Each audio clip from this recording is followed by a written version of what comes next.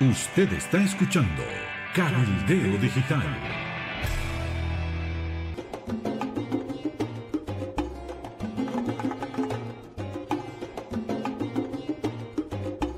Uno, dos, tres, tomamos contacto vía Skype con París, Francia. El doctor Alfonso Dorado al otro lado de la línea. Alfonso, te doy un abrazo de bienvenida aquí a Cabildeo y estamos pues todo oídos para escuchar esta explicación. ¿Cuándo presentaste esta demanda y de qué acusas a Evo Morales? Hola, Amalia, ¿me escuchas bien? Perfectamente. Perfecto, muy bien. Pues mira, primero que represento las víctimas, no es una demanda propia mía, obviamente, porque yo no estaba en Bolivia durante los hechos, aunque nos podemos considerar todos en cierta manera como víctimas indirectas. Se trata de una denuncia, no una demanda en cierta manera, es una denuncia que se ha presentado ante la Corte Penal Internacional, como te indicaba. Soy uno de los pocos abogados habilitados ante la Corte Penal Internacional, de hecho el único boliviano de momento, y se ha planteado una denuncia sobre los hechos acaecidos desde el 27 de octubre del 2019.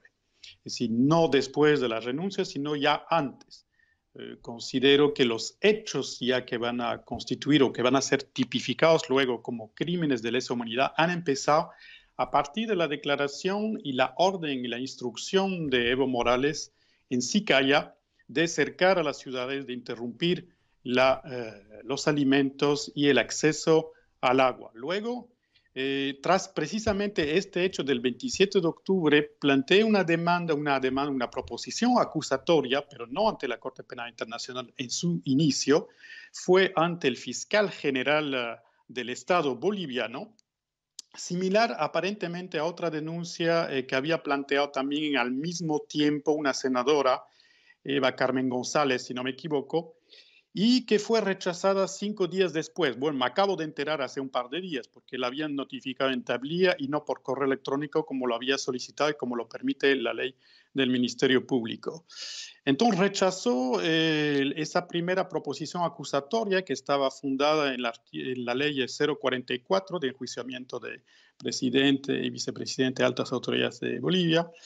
Y la evolución de los hechos, han hecho que, se han sucedido una serie de acontecimientos y de actos que ya constituye ya no solo simplemente delitos graves dentro de lo que es el ordenamiento jurídico nacional, sino ya son crímenes de lesa humanidad, es decir, un ataque generalizado, es lo que se denuncia, un ataque generalizado que sea además acompañado con muertes y asesinatos con francotiradores, con la interrupción, como decía, de los alimentos que se ha vuelto efectivo, del agua que se ha vuelto efectivo también el distrito 1 y 2 de Cochabamba, toda la campaña de terror, también las emboscadas, también la delegación que venía de Potosí, las agresiones sexuales que también han padecido varias personas, varias víctimas, y también torturas, por ejemplo, de un grupo de chicos en Sinaota, que eran 8 y que durante una tarde entera, durante más de 8 horas, han sufrido ese ataque. Estamos hablando de un ataque generalizado frente a personas que estaban en contra pues, de un fraude electoral grosero y realmente histórico, vamos a decir. Alfonso, cuando el fiscal general rechaza tanto la demanda de la senadora Eva Carmen González, gracias, y la demanda que también tú presentaste, eso permite recurrir a una instancia internacional. Ese es uno de los criterios. Hay que entender que no es por el hecho de plantear una denuncia que automáticamente se va a abrir un juicio ante la Corte Penal Internacional. Hay lo que se llama, hay un carácter subsidiario, un principio de subsidiariedad ante la Corte Penal Internacional, que es uno de los criterios. ¿Qué significa eso? Significa que si el Estado boliviano no quiere perseguir esos crímenes o no puede por razones institucionales, como pasa, por ejemplo, en el caso de Libia, pues la Corte Penal Internacional puede atraer la causa y juzgar ese asunto en La Haya. Pero lo que se privilegia es sobre todo que esos crímenes de lesa humanidad sean juzgados en el propio país. Eso es lo ideal.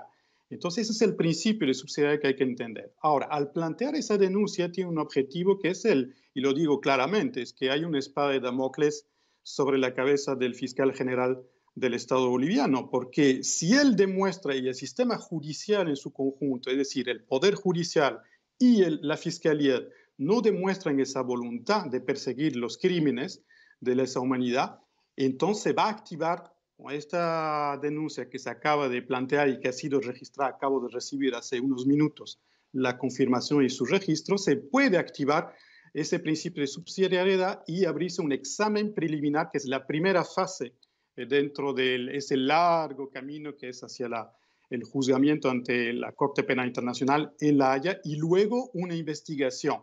La investigación, cuando lo abren, porque la primera fase es un estudio de oficina, en que si se responde a los criterios, pues la Fiscalía pide autorización a los jueces y a los magistrados ante la Corte Penal Internacional y se abre una investigación formal en el terreno. Entonces ahí tienes todo un despliegue de investigadores que vienen en el país para investigar, tomar las declaraciones, recolectar todos los elementos de prueba.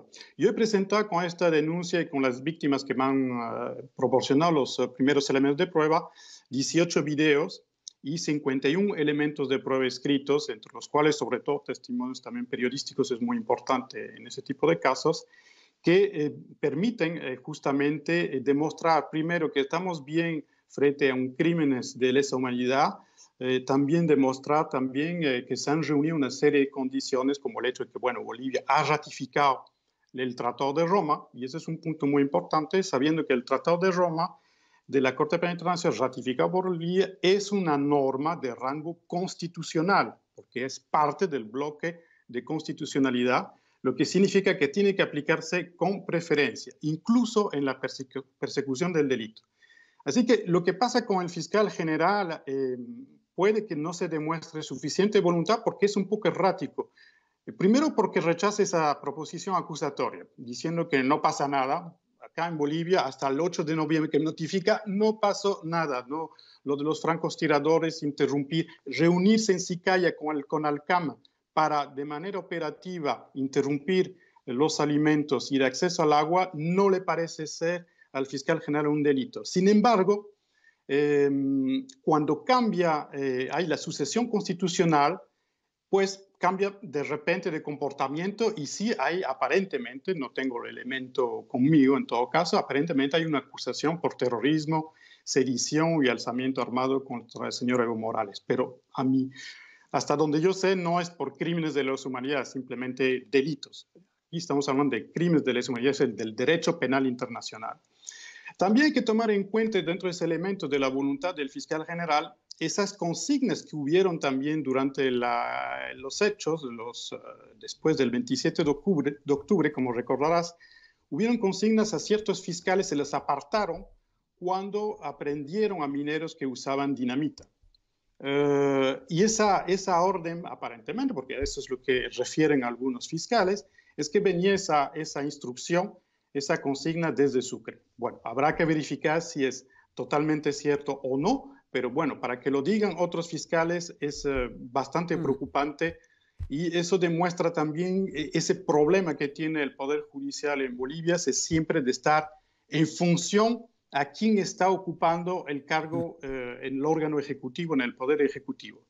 Es decir, antes de la renuncia del señor Evo Morales, ahí no pasaba nada. Renuncia el señor Evo Morales, viene otro gobierno y de repente cambia el comportamiento de la Fiscalía General. Eso no es posible, sobre todo cuando queremos evitar la impunidad. Y el objetivo de esta denuncia es, como le decía, evitar la impunidad por un lado, que sean oídas también las víctimas, que eso es muy importante en derecho penal internacional.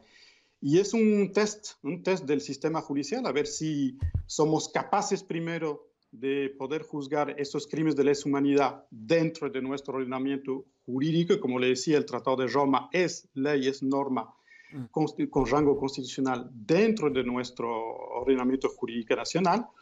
y veremos lo que sucede. Pero bueno, está planteado, está registrado, y ahora más bien invitar a todas las víctimas que son, como tú decías en algún momento, son centenares, millares, son quizás millones de personas que en realidad están afectadas, están invitados a remitir todos los elementos de prueba audiovisual, fotos, para que se pueda seguir enriqueciendo sobre todo esta denuncia y se pueda demostrar todos el intercriminis, como se dice, sobre todo la cadena de mando que hubo para demostrar la responsabilidad penal de los más altos dignatarios, porque no hay que olvidar que la política, sobre todo institucional, de la Corte Penal Internacional, Alfonso, es de apuntar no solamente a los autores materiales, medianos, sino a las altas autoridades.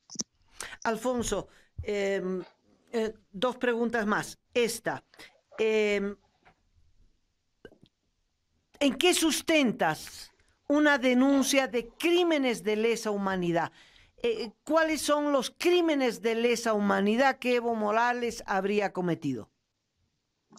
Pues son toda esa campaña de terror. Primero, la instrucción de haber ordenado, ya lo hizo cuando era presidente desde el 27 de octubre del 2019 en Sicaya, con una reunión operacional, de carácter operativo, vamos a decir, operacional, con Alcam, y que va a seguir luego incluso de su renuncia desde México. Por ejemplo, la famosa llamada desde México es otra prueba fehaciente, al menos de la orden y de la cadena de mando.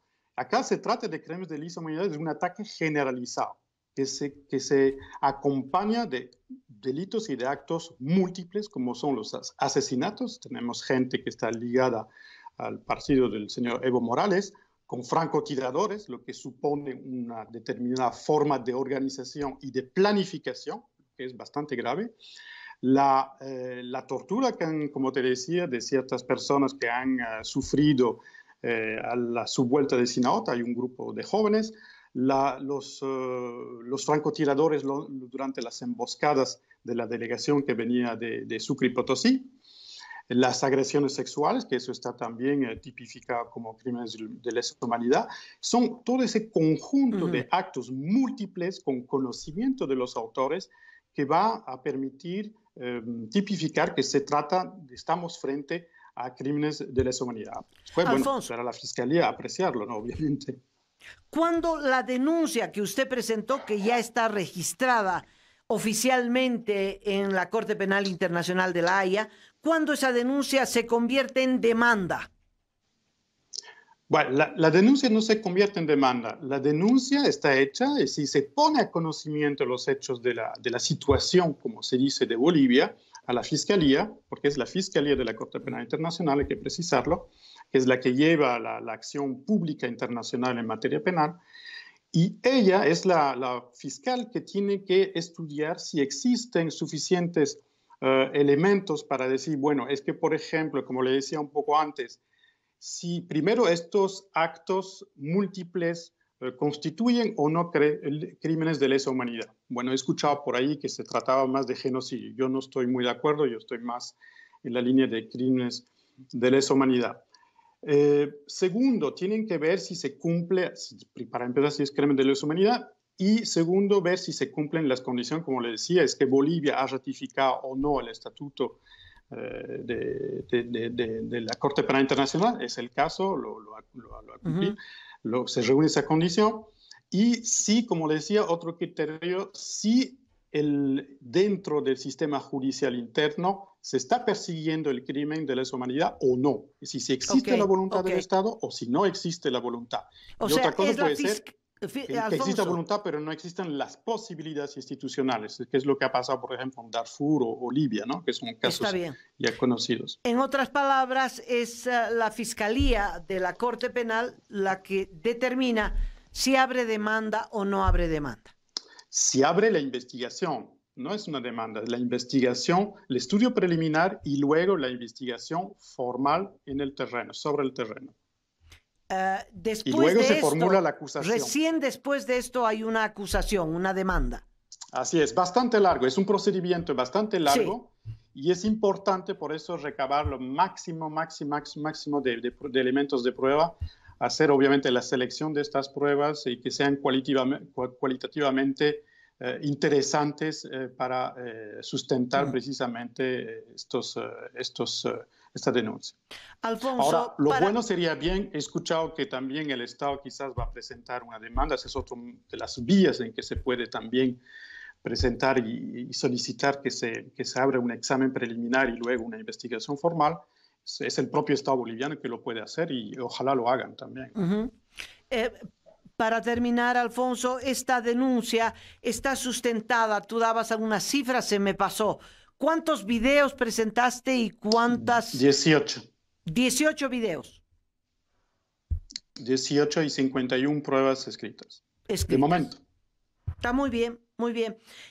Alfonso, estaré esperando la denuncia, perdón, corrijo, sí. La denuncia escrita y que me puedas enviar los videos, etcétera, etcétera, para ver qué falta y cómo podemos ayudarte enviándote otro material que pueda sustentar y fortalecer esta denuncia. Te agradezco muchísimo, un abrazo cordial y estaremos en contacto de manera permanente. Igualmente, muchas gracias, un abrazo desde París, Amalia, y a todos. Muchas gracias. Hasta luego. El abogado Alfonso Dorado, que ha presentado esta denuncia ante la Corte Penal Internacional. Me parece importantísimo porque entonces da vuelta a los argumentos. Este argumento de que Yanine Áñez organizó un golpe de Estado y que violó todos los derechos humanos habidos y por haber, en un informe tan parcializado de la Corte, de la Comisión Interamericana de Derechos Humanos, que en realidad vino a buscar elementos que sostengan la teoría del golpe de Estado y a solidarizarse con Evo Morales. Es decir, si no se entiende esto que acaba de decirnos Alfonso, que este atentado a los derechos humanos comenzó con la declaratoria de Evo Morales de una guerra contra el pueblo boliviano cuando lanzó la orientación de un cerco siendo presidente y empezó la arremetida de el MAS con grupos armados, pero que no pudo evitar la tendencia, no pudo evitar el renunciar y el irse, y que después de irse empezó una arremetida aún peor con estos llamados de hacer cercos sobre las ciudades de La Paz. En fin, ¿qué quería? Tal vez que ahogados en el hambre y en la sed pidamos que él vuelva. No ocurrió, se equivocó, calibró mal al pueblo boliviano. Al final de cuentas no nos conocía. Perdió y se fue. Y ahora está en Cuba, bajo el sol del Caribe, ¿no? Está bárbaro, pero no le sirvió de nada.